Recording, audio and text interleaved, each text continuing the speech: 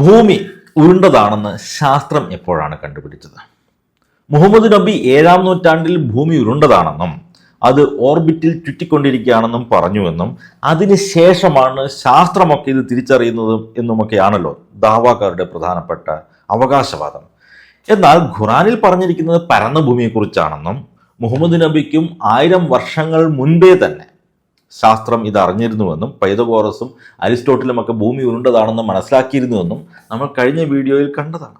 അപ്പോൾ ശരിക്കും ആരാണ് എപ്പോഴാണ് ഈ സത്യം ആദ്യമായി ലോകത്തോട് വിളിച്ചു പറയുന്നത്?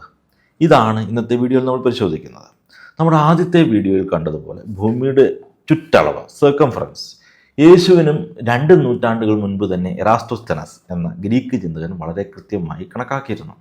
പക്ഷേ ഭൂമി ഉരുണ്ടതാണെന്ന് ആദ്യമായി കണ്ടുപിടിച്ചത് ആരാണ് എന്ന ചോദ്യത്തിന് ഒറ്റ വാക്കിൽ ഒരു പേര് പറയാൻ കഴിയില്ല. ഭൂമി ഉരുണ്ടതാണ് എന്ന് കണ്ടെത്തിയ ഒരു സിംഗിൾ ഇൻഡിവിജ്വൽ ചരിത്രത്തിൽ എവിടെയുമില്ല. പൈതഗോറസിനെ പോലെയുള്ള ഗ്രീക്ക് ചിന്തകന്മാർ തത്വം ചിന്താപരമായിട്ടുള്ള കാരണങ്ങളാൽ ഭൂമി ഉരുണ്ടതാണെന്ന് ഗണിച്ചിരുന്നു.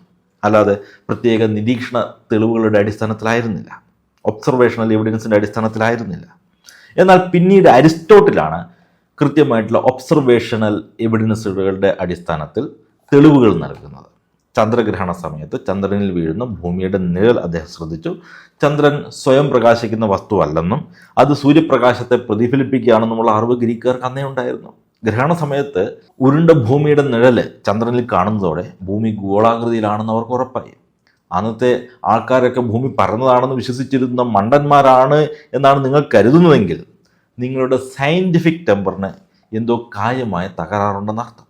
സത്യത്തിൽ അവരല്ല മണ്ടന്മാർ, ചരിത്രബോധം ലെവലേശമില്ലാത്ത നിങ്ങളാണ് ഭൂലോക പൊട്ടന്മാർ.